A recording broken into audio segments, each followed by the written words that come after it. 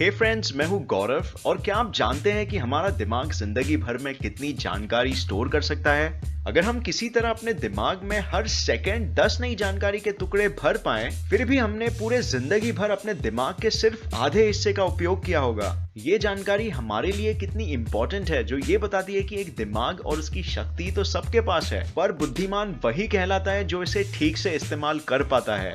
आप आसपास गौर कीजिए और आप ये जानेंगे कि इस दुनिया में हर एक इंसान या तो कोई नई चीज सीख रहा है या तो आगे कभी ना कभी सीखने वाला है। चाहे वो मैथ्स के प्रॉब्लम सॉल्व करना हो, पहली बार साइकिल चलाना या फिर गिटार बजाना, हम सबको कभी ना कभी ऐसा जरूर लगता है कि काश हम कोई चीज जल्दी सीख पाते। हमने पहले के एक वीडियो में डिस्कस किया था कि हमारा दिमाग एक ऐसा ऑर्गन है जो हर बार नई इंफॉर्मेशन मिलने के बाद अपने स्ट्रक्चर में बदलाव लाने की कोशिश करता है। इसे हम कहते हैं न्यूरोप्लास्टिसिटी। और अगर आपको इसके बारे में डिटेल में जानना है तो आप ऊपर दिए गए लिंक पे क्लिक कर सकते हो। तो इससे हमें ये पता चलता है कि अगर हम किसी तरह कोई नई इंफॉर्मेशन मिलने के बाद दिमाग में इस बदलाव लाने के प्रोसेस को तेजी से बढ़ा सके तो हम ज्यादा चीजें याद भी रख पाएंगे और ज्यादा चीजें सीख भी पाएंगे। तो आज इस वीडियो में हमारा मकसद सिर्फ यही होगा और मैं आपको चैलेंज कर सकता हूं कि अगर आप आगे बताए गए तकनीक का इस्तेमाल अपनी जिंदगी में करोगे तो आप सिर्फ पहले से दुगनी तेजी से कुछ भी सीखने ही नहीं लगोगे,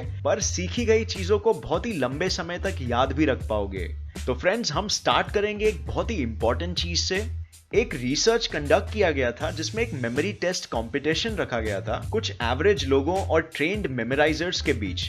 अब जो लोग ट्रेन्ड मेमोराइजर्स नहीं थे, उनका इस टेस्ट में एवरेज स्कोर निकला 20 से 60%, और जो लोग ट्रेन्ड मेमोराइजर्स थे उनका एवरेज स्कोर निकला 95 से 100%, जो कि काफी ज्यादा डिफरेंस था। तो ऐसा क्यों हुआ?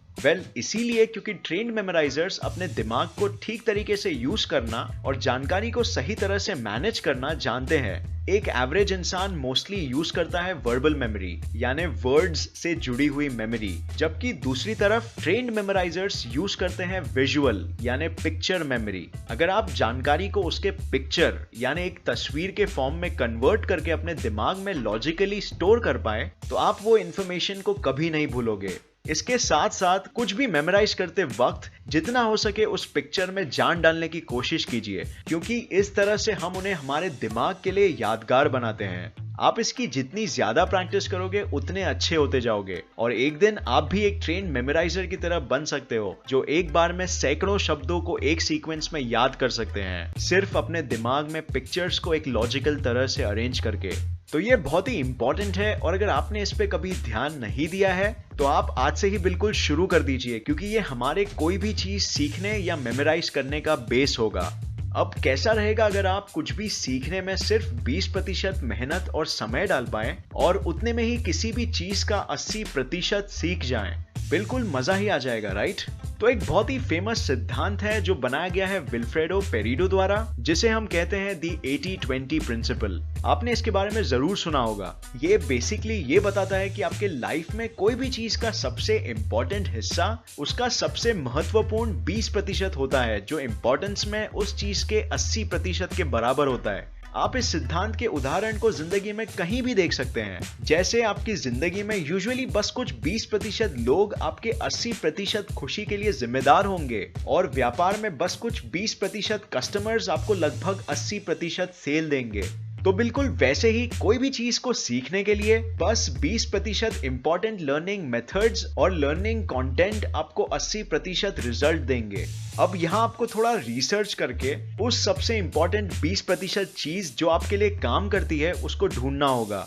और ये एक बहुत ही महत्वपूर्ण कदम भी है स्मार्ट वर्क का, जिसके बारे में हम हमेशा सुनते रहते हैं। फॉर एग्जाम्पल, अगर आप एक स्टूडेंट हो तो एग्जाम्स की तैयारी के लिए पिछले 5 सालों के क्वेश्चन पेपर्स को सॉल्व करना उस 20% हिस्से का एक बड़ा पार्ट होगा, और फिर समय बचेगा तो आप बाकी के और चीजों पे भी ध्यान दे सकते हो।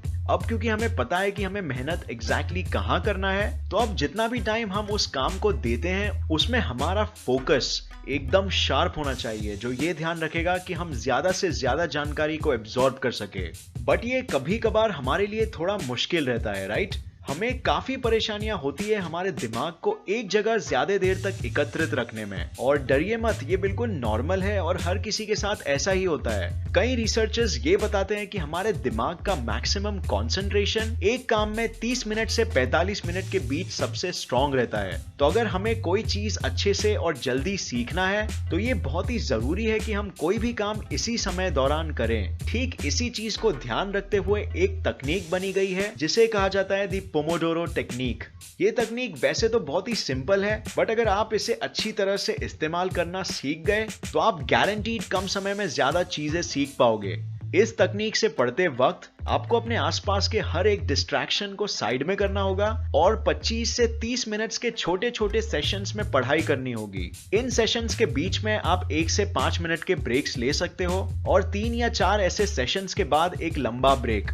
इससे आपका फोकस एक लेजर की तरह शार्प रहेगा और दिमाग में नई सीखी गई चीजों के बीच कनेक्शन स्ट्रांग होंगे। तो अब तक हमने बात कर लिया कि हमें विजुअल मेमोरी पे ज्यादा ध्यान देना है और ये भी जान लिया कि हमें किसी भी चीज के सबसे महत्वपूर्ण 20% भाग में पोमोडोरो तकनीक यूज करके 25 मिनट्स के सेशन में पढ़ाई करनी है। अब आइए जानते हैं कि हम इन्हीं सेशंस को सबसे शक्तिशाली कैसे बना सके।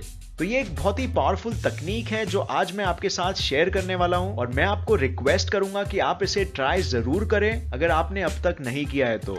इस तकनीक का नाम है दी फाइनमैन टेक्निक, जिसे नाम दिया गया है एक साइंटिस्ट और एक बहुत ही अच्छे टीचर रिचर्ड फाइनमैन के ऊपर।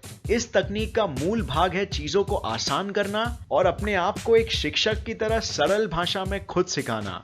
आप ऐसे भी इमेजिन कर सकते हो कि आप एक टीचर हो और किसी स्टूडेंट को सिखा रहे हो। अब जैसे आप लोग जानते होंगे कि एल्बर्ट आइंस्टाइन का मानना था कि अगर आप किसी चीज को आसान शब्दों में नहीं समझा सकते तो इसका मतलब आपको वो चीज का गहरा ज्ञान नहीं है। तो ये फाइनमैन तकनीक बिल्कुल इसी सिद्धांत पे काम करता है। रिसर्चर्स द्वारा ये जाना गया है कि इंसान रीडिंग से सिर्फ 10% याद रख पाता है और सुनने से सिर्फ 30%, बट अगर वो काम आप खुद करो तो 80% तक आप याद रखते हो। इसीलिए ये तकनीक इतना पावरफुल है।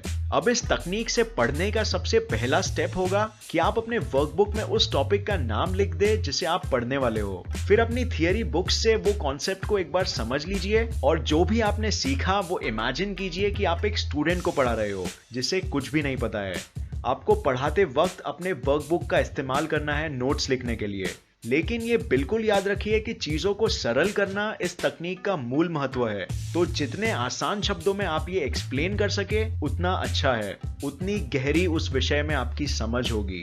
और मुझे पर्सनली ये टेक्निक सबसे अच्छा इसीलिए लगता है क्योंकि ये किसी भी विषय में आपकी रुचि को कहीं गुना बढ़ा देगा और ध्यान रखेगा कि आपको ज्ञान भी मिल रहा है और आप सिर्फ मेमोराइज नहीं कर रहे हो। इस तरह से एजुकेशन का जो असल महत्व है वो भी पूरा हो पाएगा। तो ये थे कुछ तकनीक जो अगर आप कुछ भी सीखने के लिए इस्तेमाल करोगे तो वो चीज आप कभी नहीं भूलोगे। उम्मीद है ये वीडियो आपको पसंद आया और इससे नया कुछ जरूर सीखने मिला। तो फ्रेंड्स, आपको इन सब में से सबसे अच्छी तकनीक कौन सी लगी कमेंट कीजिए नीचे, हम जानना चाहेंगे। और अगर आप पहले से ही इनका इस्तेमाल करते हो पढ़ते वक्त तो वो भी हमें जरूर बताना। अगर आपको ये वीडियो पसंद आया तो इसे लाइक और शेयर करना मत भूलिए और ऐसे ही साइंस वीडियोस के लिए इस चैनल को सब्सक्राइब करके नोटिफिकेशन बेल ऑन करना मत भूलिए। और मैं आपको नेक्स्ट वीडियो में मिलूंगा ऐसे ही किसी इंफॉर्मेटिव वीडियो के साथ। तब तक के लिए देखते रहिए और सीखते रहिए। जय हिंद।